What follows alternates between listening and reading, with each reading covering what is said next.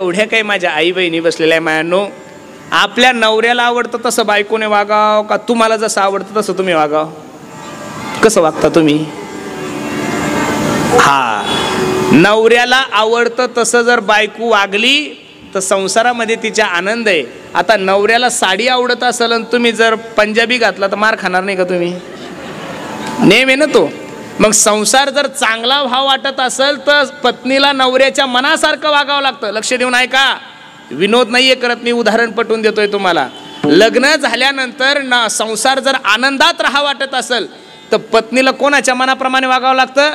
नवऱ्याच्या मनाप्रमाणे वागावं लागतं. नवऱ्याच्या मनाप्रमाणे जर वागली पत्नी तर एवढा आनंद आहे संसारामध्ये, वा वा वा वा, सगळं तिच्या हातात असतं. अजून पुढे जाऊन सांगतो, नवऱ्याला जी भाजी आवडती ती तुम्ही करावं माया हो का तुम्हाला जी आवडती ती तुम्ही करावं? नवऱ्याला शेवग्याच्या शेंगा आवडतात. कशाच्या शेंगा आवडतात? कमी करा आवाज, वाढू नको. नवऱ्याला शेवग्याच्या शेंगा आवडतात. कशाच्या? आणि तुम्ही मस्त पाट्यावर कुटून शेंगदाणे कुटून मस्त मसाला टाकून शेवग्याच्या शेंगा केल्या. दुपारच्या सुट्टीमध्ये मित्रमंडळी जेवायला बसले की नवरा सांगतो, राव दररोजच्या 2च चपात्या खातो, आज 3 चपात्या खाल्ल्या का? माझ्या बायकोने माझी आवडती भाजी केली. काय केली? अरे आवडती भाजी जर बायकोने केली तर नवरा प्रसन्न होतो. हा जसा संसार आहे तसं देवाला आवडतो, तसा परमार्थ भक्तांनी केला की देवही प्रसन्न होतो. हा परमार्थ आहे महाराज, मी नाही बोलत, नाथ बाबा सांगतात. आवडे देवासी तो ऐका प्रकार, आवडे देवासी तो ऐका प्रकार, आवडे देवासी तो ऐका प्रकार, आवडे देवासी तो ऐका प्रकार, आवडे देवासी तो ऐका प्रकार, आवडे देवासी तो ऐका प्रकार, आवडे देवासी तो ऐका प्रकार, आवडे देवासी तो ऐका प्रकार. नामाचा उच्चार रात दिवस, नामाचा उच्चार रात्र दिवस, नामाचा उच्चार रात्र दिवस. तुळसी माळ गळा गोपी चंदन टिळा, तुळसी माळ गळा गोपी चंदन टिळा, तुळसी माळ गळा गोपी चंदन टिळा, तुळसी माळ गळा गोपी चंदन टिळा. आवडे देवासी तो ऐका प्रकार, नामाचा उच्चार, नामाचा उच्चार रात्र दिन. आवडे देवासी तो ऐका प्रकार, नामाचा उच्चार, नामाचा उच्चार रात्र दिवस. आवडे देवाशी सांगितले. तुम्हाला आवडतं तसं नाही, तुम्हाला तर काही आवडतं. तुम्ही भद्रा मारुतीला नारळ फोडण्यासाठी गेले, मला तर हसूच येतं महाराज. भद्रा मारुतीला दर शनिवारी लोक जातात, जाण्याबद्दल काही नाही, भक्तीचं दैवत आहे. बजरंग बली आपल्या हिंदू धर्माचं स्थान आहे. बजरंग बलीच्या दर्शनाला गेले आणि नारळ घेऊन गेले शनिवारी फोडण्यासाठी. काय घेऊन गेले? नारळ. आणि ते नारळ जर एकदम कवळलंच निघलं, एकदम गोड निघलं तर भद्रा मारुतीच्या दरबारात हा एवढा तुकडा ठेवतो. त्या मारुतीराच्या दाढीतही बसत नाही, एवढा बारीक तुकडा ठेवतो. आणि तेच नारळ खवट निघू द्या. लोक म्हणतो, हे हे पावलं देवाला, तुझ्या बापान ठेवलं का? नेमकं काय मेळ काय या? मला तर काही कळत नाही. लोक इकडं शुक्रवारपर्यंत दररोज अंडे खायचे, शनिवारच्या दिवशी लोक जय हनुमान. आता बापान ठेवलं का? तुला मूर्ख आहे का तू? म्हणजे एवढं सोपं तुम्ही काही खरं सांगू का तुम्हाला, माणसानं घुमवाघुमी बायको सोबत केली तर चालेल, मित्रासोबत करा, आई बापासोबत करा, पण घुम्या हो घुमवाघुमी देवासोबत करायची. तो तुमचा बाप आहे, त्यानं तुम्हाला जन्माला घातलंय, त्याच्यासोबत घुमवाघुमी करायची. अहो शुक्रवारी संध्याकाळी रात्रभर दारू पितो, शनिवारी लगेच शन्न शन्न जेवण म्हणता तुम्हाला. अरे कसं शक्य होईल महाराज? मनी नाही भाव म्हणे देवा मला पाव, मनी नाही भाव म्हणे देवा मला पाव, देव अशाने पावायचा नाही रे, देव बाजारचा भाजीपाला नाही. एवढं सोपं नाही. आता गणपती उत्सव संपले ना, अजून 10-12 दिवसांना नवरात्र उत्सव आहे, बरोबर आहे का नाही? नवरात्र उत्सव तर असं हसू येतं काकासाहेब मला.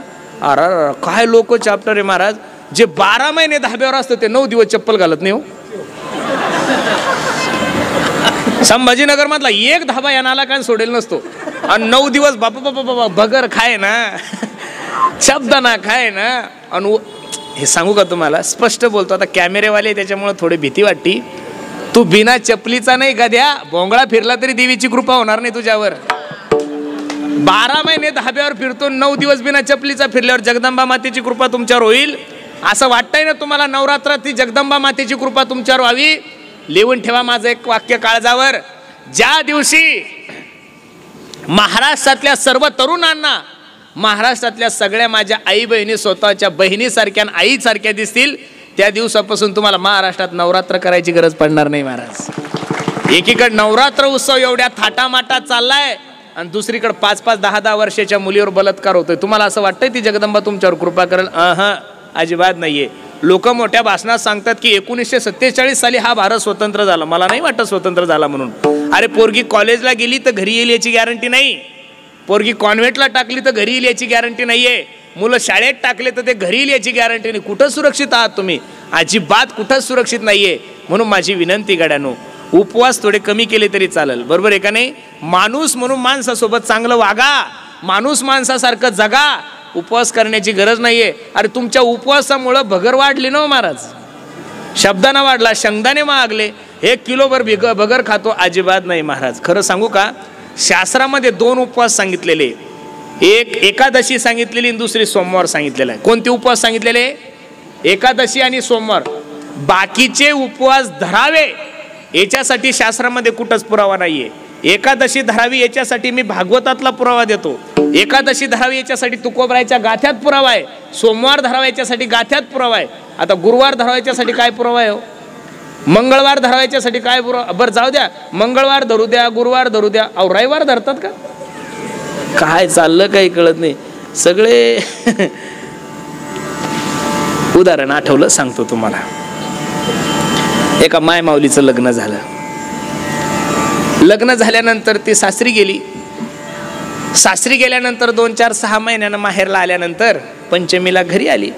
मग तिच्या मैत्रिणी तिच्यासोबत गप्पा मारायला लागले. का ग ए दीदी, कस काय ग तुझ्या सासरचं वातावरण? असं विचारल्यानंतर या बिचारीच्या डोळ्याला धारा लागल्या आणि ही म्हणायला लागली, बाई माझ्या बापाने सासर नाही पाहून दिलं ग, माझ्यासाठी स्वर्ग पाहून दिलं. कमी कर दादा आवाजाचा. माझ्या वडिलाने सासर नाही ग, स्वर्ग पाहून दिलं. खूप कल्याण केलं ग माझ्या बापाने. तिची मैत्रीण म्हणली, सासरा ग, काय सासऱ्याचं वर्णन करू ग, देव माणूस येतो. हा. सासू ग, सासू तर मला पोटच्या लेकीसारखी जपती. बर. देर ग, देर तर नेहमी वरवर करतो ग, माझी बहिणीसारखा मला जीव लावतो. ननंदचं तर काय विचार करू, मला छोट्या बहिणीसारखं जपते. आणि तिच्या मैत्रिणीला तिला विचारलं, का ग बाई तुझा नवरा ग? ती हळूच म्हणली, बाई तो मेला 6 महिने झाले, मला बोलतच नाही.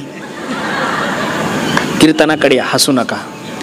लग्न झाल्यानंतर इथं जेवढ्या काही माझ्या आई बहिणी बसलेल्या मायानो, लग्न झाल्यावर मुलीवर नवऱ्याने प्रेम करावं का बाकीच्या नातेवाईकांनी प्रेम करावं?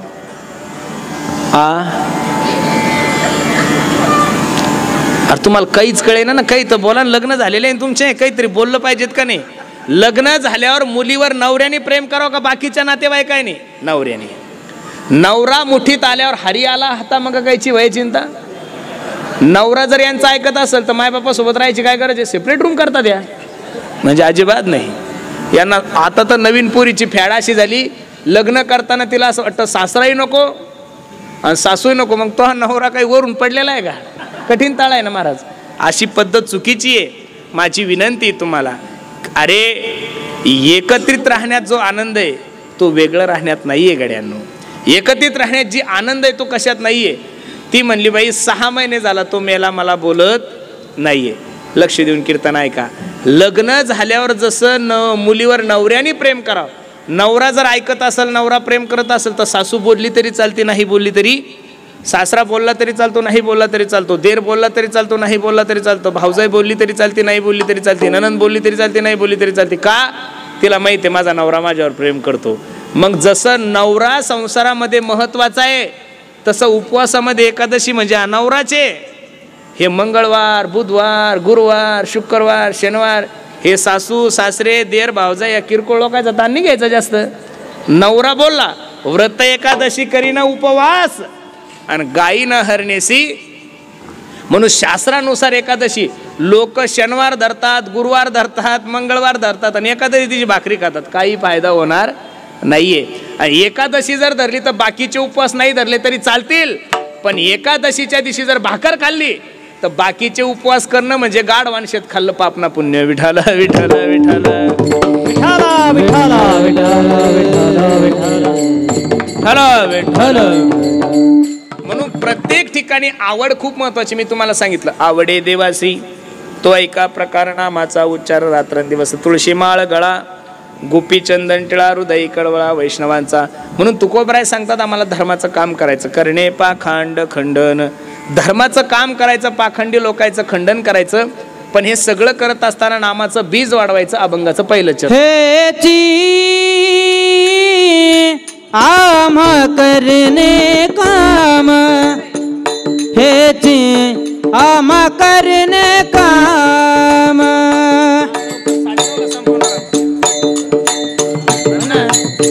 हेची आम करणे काम, हेची आम करणे काम. हो हेची आम करणे काम, हेची आम करणे काम.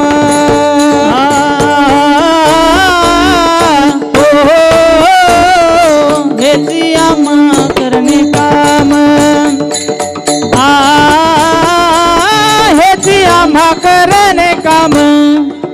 बीज वाढवावे नाम, बीज वाढवावे नाम, बीज वाढवावे नाम, बीज वाढवावे नाम. हेची आम करणे काम, हेची आम करणे काम. हेची आम करणे काम, हेची आम करणे काम, हेची आम करणे काम. हेची आम करणे काम, करणे काम, करणे काम. पाखंडी लोकांचं खंडन करायचं आणि हे सगळं करत असताना पाखंडी लोकांचं खंडन करायचं आणि हेची आमा करणे काम. बीज वाढवावे नाम, नामाचं बीज वाढवायचं. बाकीच्या गोष्टी सोडून द्या गड्यांनो, भगवंताचं चिंतन करा. जिंदगी जब तक रहेगी फुर्सत ना होगी काम से, कुछ समय ऐसा निकालो प्रेम करो भगवान से. थोडा वेळ माझ्या देवासाठी देत चला, भगवंताचं चिंतन करा. बसणारे मायबाप 24 घंटे तुमच्याकडे, त्या 24 घंट्यातले 23 घंटे काम करा. उद्योग करा, धंदा करा, व्यवसाय करा, नोकऱ्या करा, काय करायचं ते करा, पण त्या 24 तासातून 1 तास माझ्या देवासाठी देत चला. जर तुम्ही त्याच्यासाठी वेळ नाही दिला तर तुमच्यासाठी वेळ कसा देईल. मला इथं बसणाऱ्या मंडळीला एवढंच सांगायचं, मुस्लिम धर्मातले लोक जर दिवसातून 5 वेळेस नमाज पडत असेल, किती वेळेस नमाज पडतात ते? मुस्लिम धर्मातले लोक जर दिवसातून 5 वेळेस नमाज पडत असेल तर हिंदूच्या लेकराने एकदा तर हनुमान चालीसा म्हणली पाहिजेत महाराज. हिंदूच्या लेकराने एकदा तर हनुमंतरायाच्या मंदिरात गेलं पाहिजेत. तुम्ही मंदिरात नवरदेव झाल्यावरच जाता आणि ते बी बुटं घालून जाता. तुम्हाला असं वाटतं की मी हनुमंतरायाचा जवाईचे का नो, असं करू नका बरं. म्हणून सर्वांना माझी विनंती गड्यांनो, आपण काही गोष्टीचं पालन केलं पाहिजे. देवासाठी जर नाही वेळ देणार तर तो तुमच्यासाठी कसा वेळ देईल. मी नेहमी सांगतो तुम्ही त्याच्यासाठी वेळ द्या.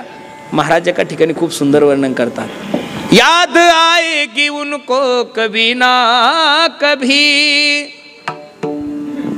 कृष्ण दर्शन तो देंगे कभी ना कभी, ऐसा विश्वास मन में जगाते चलो, कृष्ण गोविंद गोपाल गाते चलो.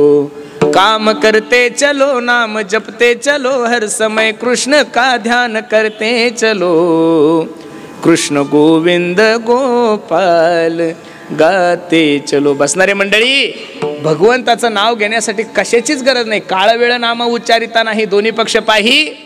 हरिपाठ म्हणतोय आपण, न लगती सायास जावे वनांतरा सुखे येतो घरा. कामामध्ये काम काही म्हणा राम राम, जाईल भवश्रम सुख होईल दुःखाचे. माझे गुरुजी मला नेहमी सांगतात, अरे भगवंताचं चिंतन म्हणजे पेढा आहे माया. हो काय पेढा आहे. पेढा हसत हसत खाल्ला तरी पेढा गोडच आहे, आणि पेढा झोपीत खाल्ल्यावर कसा लागतो माया. हो पेढा झोपीत खाल्ला तरी गोडच आहे, पेढा रागात खाल्ला तरी गोडच आहे, आणि पेढा हसत हसत खाल्ला तरी पेढा कसा आहे, गोडच आहे. तसं भगवंताचं चिंतन तुम्ही कोणत्याही भावनेनं करा, तुमच्या पदरात पुण्यच पडणार आहे. जुने लोक एक मन म्हणायचे, गाईचं शेण जर खाली पडलं, शिट्टी मारतो रे माईक नको वाढू आवाज. गाईचं शेण जर खाली पडलं की ते माती घेऊन उठतं. काय घेऊन उठतं? मग गाईचं शेण जर खाली पडलं तर ते माती घेऊन उठतं. हा जसा गाईच्या शेणाचा प्रभाव आहे, तसं माझ्या भगवंताचं केलेलं चिंतन कधीच वाया जाणार नाही. म्हणून सर्वांना माझी विनंती आहे, बाकी काहीच करू नका. विनवितो सकळ जना कर जोडोनी थोर लहाना दानी तुले द्या. ए बंद, खराब झालं रे ते आवाज, कमी कर ना. तुला सांगितलं तेवढं ऐक माझं. विनवितो सकळ जना कर जोडोनी थोर लहाना दान इतुले द्या मज दिना म्हणे तुके या बंधू. राम म्हणा गा, राम राम स्मरा आधी, लाहो करा गाठ घाला मुळ बंदी, सांडा वाहू घ्या उपाधी लक्ष लावून राहा गोविंदी गा. इतकं सुंदर साधू संतांनी तुम्हाला आणि मला सबसिडी दिली महाराज. खरं सांगू का, ज्ञानोबराय तुकोबरायने जेवढी सबसिडी दिली तेवढी जगात कोणत्या सरकारने दिली नाहीये. हरी बोला देता, हरी बोला घेता, उठता बैसता, हरी बोला भांडता, हरी बोला कांडता, आणि सर्व कार्य करिता हरी बोला.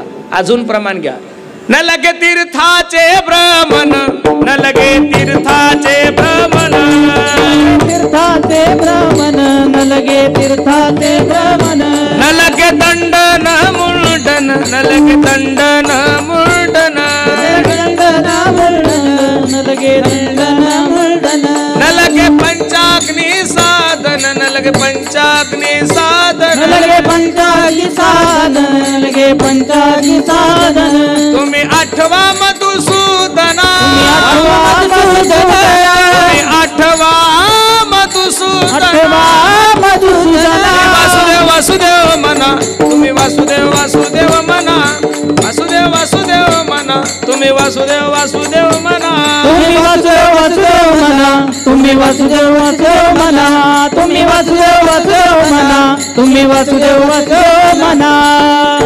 न लगे तीर्थाचे भ्रमण, न लगे दंडन मुंडन, न लगे पंचाग्नी साधन, तुम्ही आठवा मधुसूदना.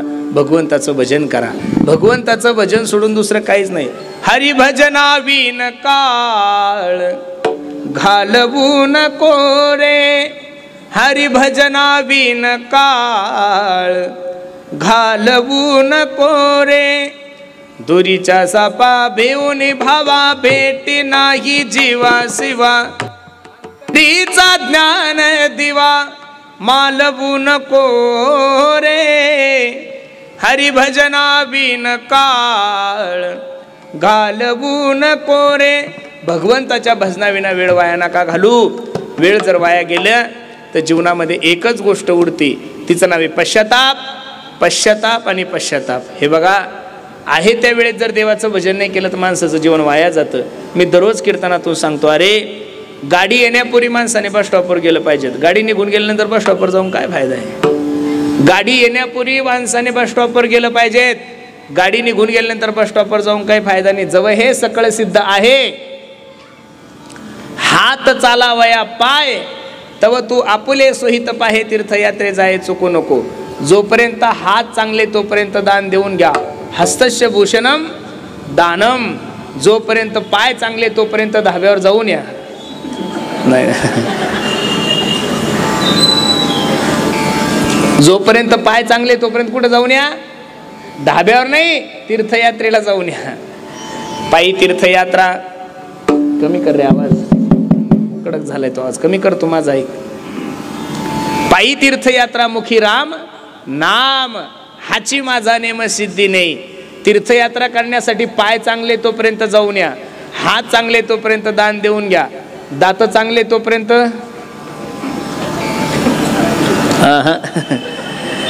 जोपर्यंत शरीर चांगले तोपर्यंत भजन करून घ्या.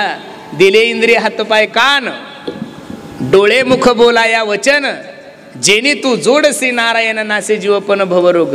एवढा अनमोल किमतीचा नर्दे तुम्हाला प्राप्त झालाय. महाराज सांगतात, आउट हात का मानव देह भगवान ने तुझको दिया, खाया पिया सुख से सोया, नाहक जमाना खोया. खाया पिया सुख से सोया, नाहक जमाना खोया. भज मन नारायण कि भज मन नारायण. एवढा अनमोल किमतीचा नर्दे प्राप्त झालाय. बसणारे मंडळी, वेळ नका घालू. कोण दिवस येईल कैसा नाही देहाचा भरोसा. एवढ्या जलद लोक मरतात. पूर्वी माणसं मरण्यासाठी म्हातारं व्हावं लागत होतं. पूर्वी माणसं मरण्यासाठी काय व्हावं लागत होतं? म्हातारं. आता माणसं मरण्यासाठी म्हातारं होण्याची गरज नाही. कोणता रोग कोणत्या रूपानं कधी येईल काही सांगता येत नाही. तुमच्या संभाजीनगरमध्ये बजाज कॅन्सरचं हॉस्पिटल आहे ना, मोठं आहे ना. एखाद्या चांगल्या कॅन्सर तज्ज्ञ डॉक्टरला जाऊन भेटा आणि त्यांना विचारा, विको कमी कर रे, की कॅन्सर कशानं होतो. महाराष्ट्रामध्ये सध्या निर्व्यसनी लोकांना जेवढा कॅन्सर व्हायला लागला तेवढा व्यसनी लोकांना नाही.